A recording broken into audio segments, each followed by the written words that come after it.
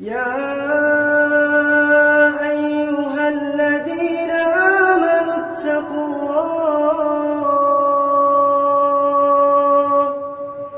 اتقوا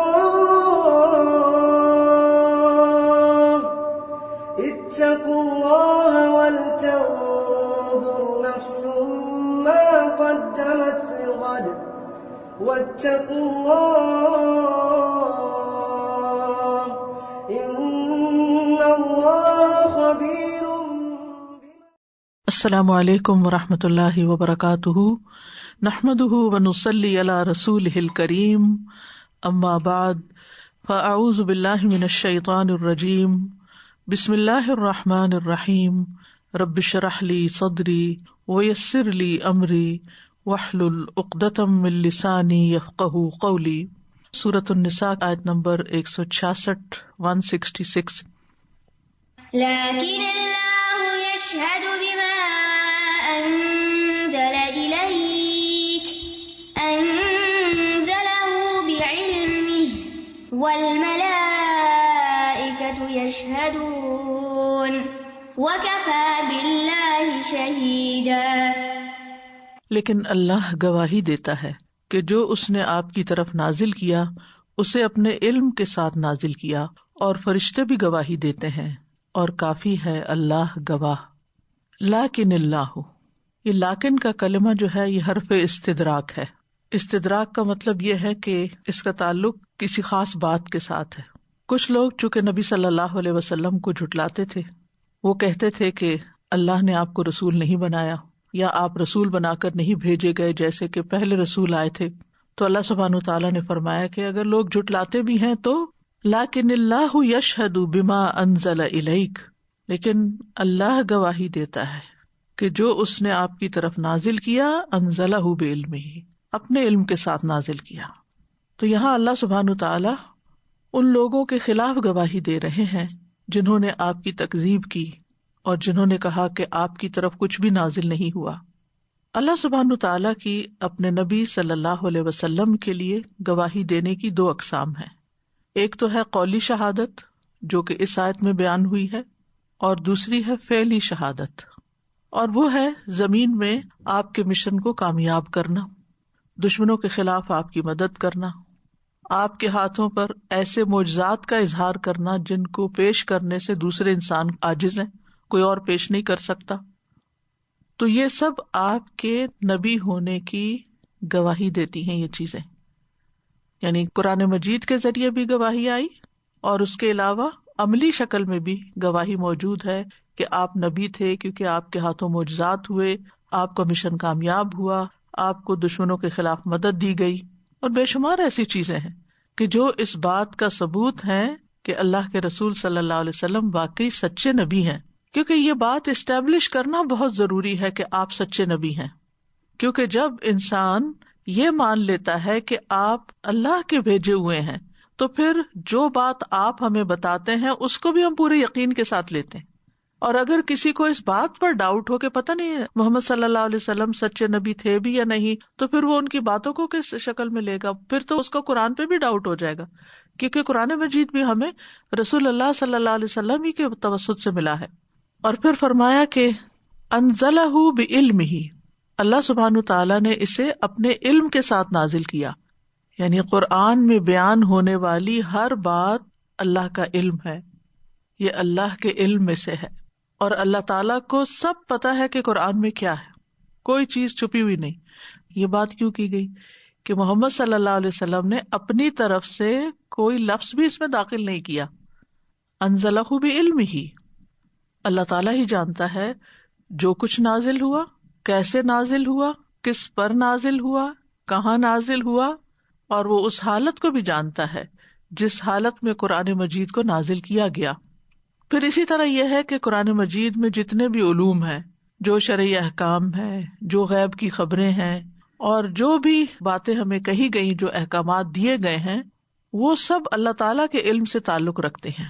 تو دوسرے لفظوں میں ہم یوں کہہ سکتے ہیں کہ قرآن اللہ کا علم ہے.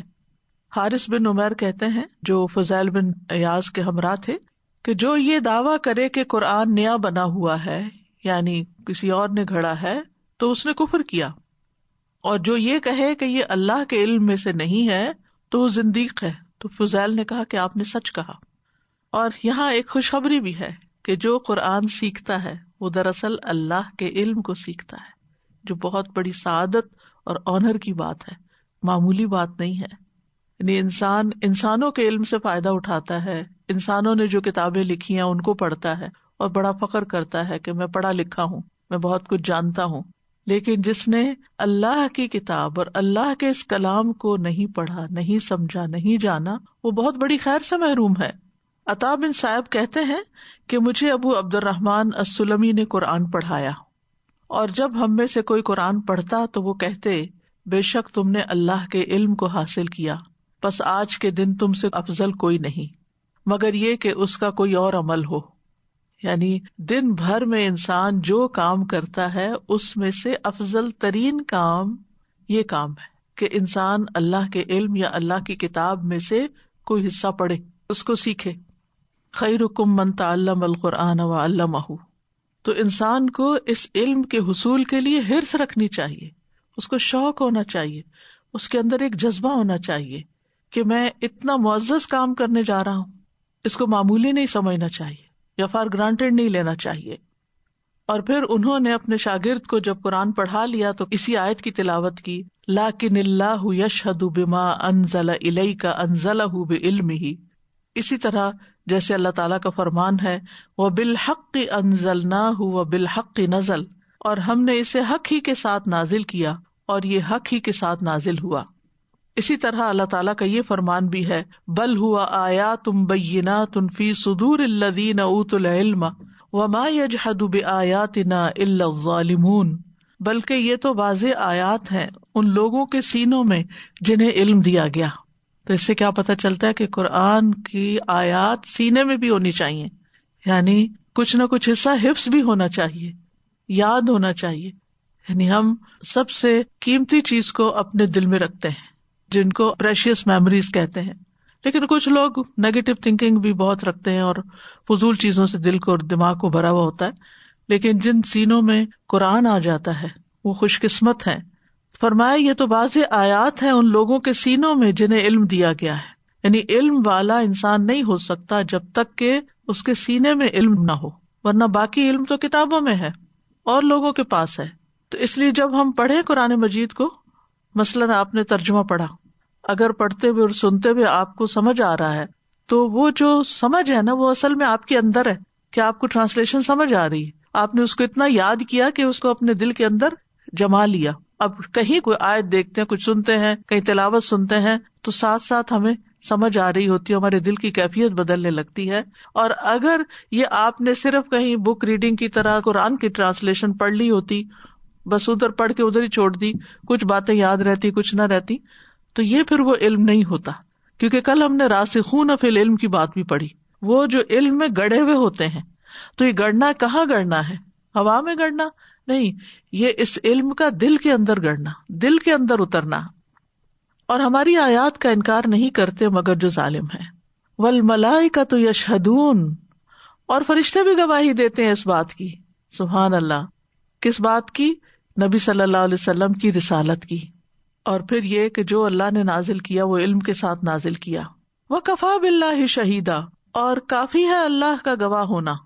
یعنی اللہ سبحانہ وتعالیٰ خود نبوت محمد صلی اللہ علیہ وسلم کی تائید کر رہے ہیں، ان کی رسالت کے صحیح ہونے کو بیان کر رہے ہیں.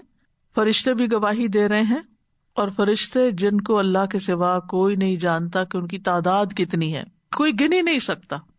کتنا بڑا نمبر ہے جو اس بات کی گواہی دے رہا ہے کہ جو رسول اللہ صلی اللہ علیہ وسلم پہ نازل ہوا وہ حق ہے، وہ سچ ہے.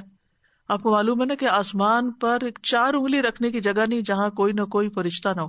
تو ان کے بوجھ سے آسمان چرچراتا ہے. جیسے آپ نے دیکھا ہوگا کہ چھت پہ اگر بہت سارے لوگ چل رہے ہوں تو یعنی وہ چھت ہلنے لگتی ہے یا چرچرانے لگتی ہے، اس میں سے آوازیں آتی ہیں اس طرح کی. تو آسمان اسی طرح چرچراتا ہے. تو وہ سارے فرشتے بھی گواہی دیتے ہیں. اور فرشتوں کی گواہی کیا ہے؟ وہی جو اللہ تعالیٰ کی گواہی ہے کہ اللہ سبحانہ تعالیٰ کے اذن سے یہ کلام نبی صلی اللہ علیہ وسلم کے اوپر نازل ہوا. اور لانے والا بھی کون تھا؟ لانے والے بھی تو فرشتے ہی تھے نا، جبریل علیہ السلام. اور پھر آخر میں یہ کہہ دیا وَكَفَى بِاللَّهِ شَهِيدًا، فرشتوں کی گواہی کی بھی ضرورت نہیں، اللہ کی گواہی ہر لحاظ سے کافی ہے. اگر اللہ تعالیٰ کسی بات کے حق میں گواہی دے دیتا تو بس بہت کافی ہے. اللہ کے بعد پھر اور کون ہے جو ہر چیز کا خالق ہے، ہر چیز کا مدبر ہے، اور فرشتے تو اسی کے حکم کے پابند ہیں. تو اس آیت سے یہ پتہ چلتا ہے کہ ہماری زندگیوں میں رسول پر ایمان لانا اور رسول صلی اللہ علیہ وسلم پر جو کچھ نازل ہوا ہے اس پر ایمان لانا بے حد ضروری ہے.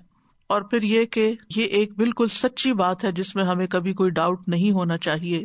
اور پھر یہ بھی کہ اس پر بہت سے دلائل ہیں جو قرآن مجید سے بھی ملتے ہیں اور باقی تاریخ سے بھی ہمیں ملتے ہیں. اور پھر یہ کہ اللہ سبحانہ تعالیٰ جس پر گواہ ہو اور جس چیز کو بیان کر دے اس میں تو کوئی شک ہونا ہی نہیں چاہیے. ان الذين كفروا وصدوا عن سبيل الله قد ضلوا ضلالا بعيدا، بے شک وہ لوگ جنہوں نے کفر کیا اور اللہ کے راستے سے روکا، یقیناً وہ گمراہی میں بہت دور نکل گئے. یعنی جس نے اللہ کی آیات کا انکار کیا اس نے اللہ کے علم کا بھی انکار کر دیا اور اس کی گواہی کا بھی انکار کر دیا. پھر صرف خود ہی انکار نہیں کیا، وَصَدُّوا عَن سَبِيلِ اللَّهِ، بلکہ اس کی راہ میں بھی روڑے اٹکائے. یعنی جو لوگ ایمان لانے والے تھے ان کے دلوں میں شکوک و شبہات پیدا کیے اور ان کو حق کے راستے سے روکا. تو ان الذین کفروا، کفروا میں کفر کا معنی ہوتا ہے ستر، چھپانا. زراعت کرنے والے کو بھی کافر اسی لیے کہتے ہیں کہ وہ بیج کو مٹی کے اندر چھپا دیتا ہے. کفر کی دو بڑی قسمیں ہوتی ہیں، ایک کفر اکبر جس میں اللہ تعالیٰ کے معبود ہونے کا انکار کرنا، نبوت اور رسالت کا انکار کرنا، قیامت کے بعد جی اٹھنے کا انکار کرنا. اور دوسرا ہوتا ہے کفر اصغر، نعمتوں کا انکار کرنا، نعمتوں کی ناشکری کرنا. یعنی ایک کفر ایمانیات کے جو پلرز ہیں ان کے انکار کے بارے میں ہے، وہ ملت سے خارج کر دیتا ہے انسان کو، امت سے باہر. لیکن جو کفر اصغر ہوتا ہے، ناشکری ہوتی ہے، یہ ملت سے باہر تو نہیں نکالتی لیکن اللہ سبحانہ تعالیٰ کو سخت ناپسند ہے. یہ دوسری قسم کا کفر جو ہے اس کے بارے میں سورۃ نحل میں آتا ہے. اللہ نے ایک بستی کی مثال بیان کی جو امن والی، اطمینان والی تھی. اس کے پاس اس کا رزق کھلا ہر جگہ سے آتا تھا تو اس نے اللہ کی نعمتوں کی ناشکری کی. فکفرت بانعم اللہ، کفرت نعمتوں کا کفر کیا یعنی نعمتوں کی ناشکری کی. تو نتیجہ کیا ہوا؟ تو اللہ نے اسے بھوک اور خوف کا لباس پہنا دیا اس کے بدلے جو وہ کیا کرتے تھے. آپ دیکھیں کہ اس وقت بھی جو پینڈیمک کی صورتحال ہے اس میں کتنی چیزوں سے، کتنی نعمتوں سے، اور سب سے بڑی چیز یہ کہ ہم ایک آزادی سے، جو آزادی سے ہمارا گھر سے باہر نکلنا اور آزادی سے سارے کام کر لینا، بے فکر ہو کے ہر جگہ چلے جانا، کتنی بڑی نعمت سے ہم محروم ہیں. لیکن کبھی ہم نے سوچا کہ جب یہ نعمت ملی ہوئی تھی تو ہماری کمپلینٹس کی ایک لمبی لسٹ تھی. بہت ٹریفک ہے، بہت رش ہے، اگر ریسٹورینٹ میں گئے ہیں تو اس کے کھانے پہ اعتراض، اور اگر کسی سے ملاقات کے لیے گئے ہیں تو اس پر احسان. یعنی ہر چیز میں کہیں نہ کہیں ہم تنقید اور نقص نکالتے ہی رہتے کہ ہائے تھک گئے ہیں، ہائے ایسا ہو گیا ویسا ہو گیا ہے. لیکن اب گھر پر ہیں تو اس پر بھی اعتراض ہے، اس پر بھی ناشکری ہے. یعنی جو ملتا ہے اس پہ ہم راضی نہیں ہوتے، ناشکری کر. تو نتیجہ کیا ہوتا ہے؟ آپ دیکھیے کتنی واضح آیت ہے سورۃ النحل کی کہ ایک بستی کی مثال جو امن والی، اطمینان والی تھی، ہر طرف سے اس کا رزق کھلا آتا تھا.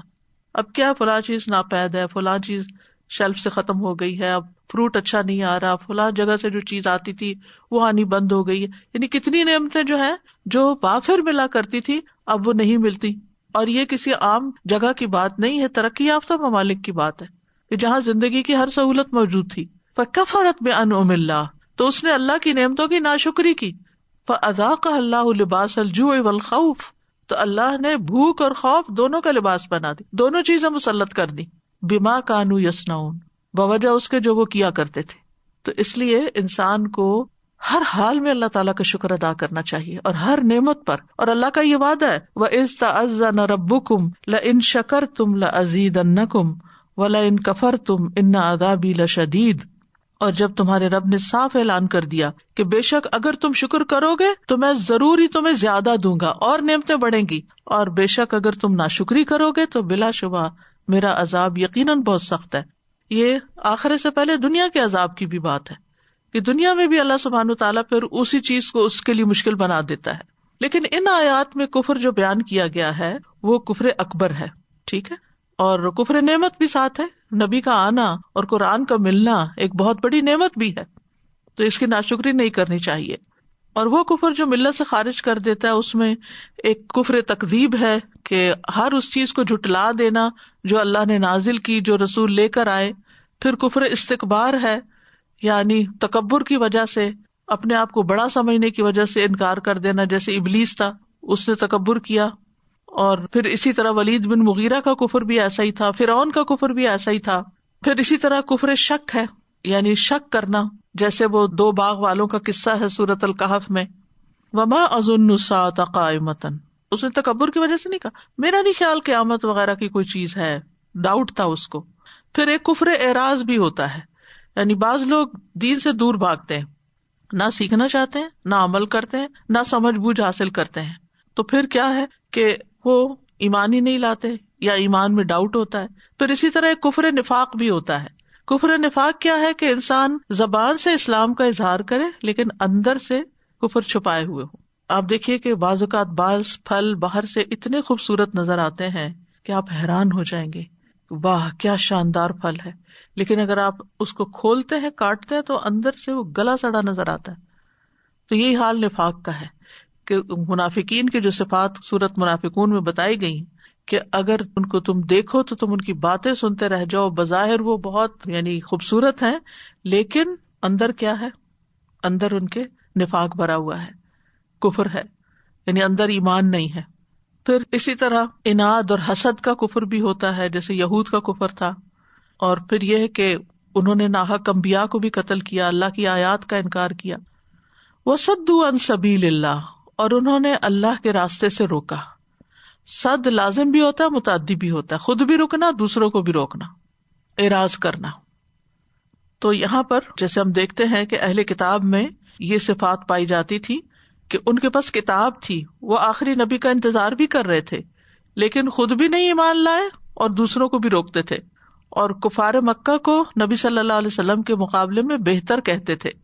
ابن عباس کہتے ہیں کہ جب کعب بن اشرف مکہ آیا، یہ یہود کا لیڈر تھا، تو مکہ کے لوگ اس کے پاس آئے.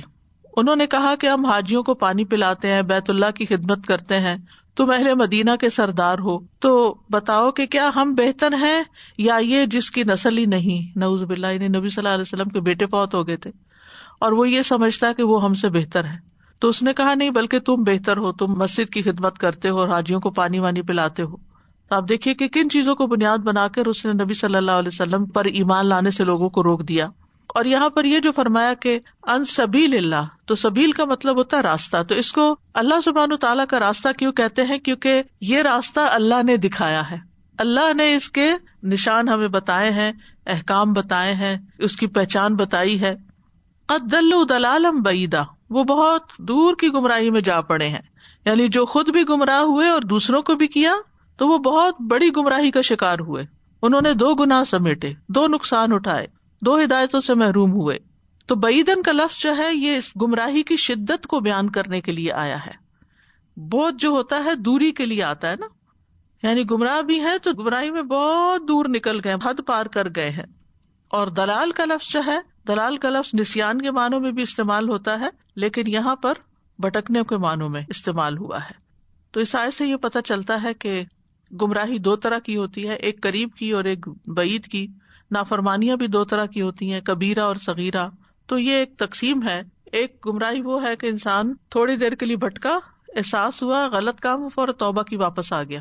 یعنی ہم میں سے ہر ایک، اب جیسے نماز ہی ہے، اب دیکھیں کتنی دفعہ بھٹکتے، کبھی ٹریک رکھ پائے، جتنا بھی کوشش کرے پکڑ پکڑ کے اپنے آپ کو رکھے. یعنی سورۃ فاتحہ پڑھے نا، اگر پہلے حصے میں توجہ ہے تو دوسرے میں کہیں بھٹک جائے گی، پھر دوبارہ واپس آتے ہیں، پھر ادھر ادھر نکل جاتے، پھر واپس آتے ہیں. تو یہ ہے قریب کا بھٹکنا، یعنی راستہ گم کیا ہم نے اور پھر واپس پلٹ آئے.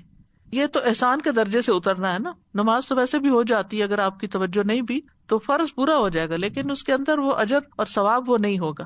تو اسی طرح یہ ہے کہ چھوٹی چھوٹی غلطیاں اور بھی جو ہم دن رات کرتے رہتے ہیں، پھر اس کے بعد توبہ کر لیتے ہیں، پھر شرمندہ ہوتے ہیں، پھر اپنی اصلاح کی کوشش کرتے ہیں، تو یہ بھی بھٹکنا ہی ہے، لیکن قریب کا بھٹکنا ہے.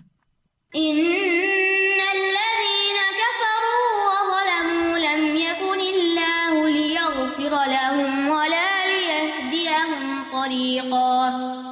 بے شک وہ لوگ جنہوں نے کفر کیا اور ظلم کیا، اللہ انہیں ہرگز معاف نہ کرے گا اور نہ انہیں کسی راستے کی ہدایت دے گا۔ اللہ اکبر۔ ان الذین کفروا وظلموا، کفر اور ظلم کو اکٹھے بیان کیا ہے، یعنی ان کے کفر پر مزید ظلم کا بھی اضافہ ہے۔ کفر تو ہے عقیدے کا اور ظلم کیا ہے؟ اعمال کا، یعنی اکٹھے استعمال ہوئے نا۔ تو مطلب یہ ہے کہ جب انسان کفر کرتا ہے تو پھر اس کے اعمال بھی ویسے ہی ہوتے ہیں اور وہ غلط کام کر کے اپنے اوپر ظلم کر رہا ہوتا ہے۔ کفر جو ہے دراصل اپنی جان پہ ظلم کرنا ہوتا ہے، جیسے شرک جو ہے، ان الشرک لظلم عظیم۔ تو جب انسان گناہوں میں مبتلا ہوتا ہے اور خود اللہ کے رستے سے رکتا ہے اور دوسروں کو روکتا ہے تو کفر بھی کرتا ہے اور ظلم بھی کرتا ہے، یعنی اپنے اوپر بھی ظلم کرتا ہے اور دوسروں پر بھی ظلم کرتا ہے، ان کو سیدھے رستے سے ہٹاتا ہے، جس کا ذکر پچھلی آیت میں ہوا ہے۔ لم یکن اللہ لیغفر لہم، اللہ ایسا نہیں کہ ان کو معاف کر دے، ان کو بخش دے، یعنی جو لوگ ظلم کرتے ہیں، لوگوں کو اللہ کے راستے سے روکتے ہیں، ان کو توبہ کی توفیق نہیں ملتی، پھر یعنی اللہ سبحانہ تعالیٰ ان کو توبہ نہیں کرنے دیتا۔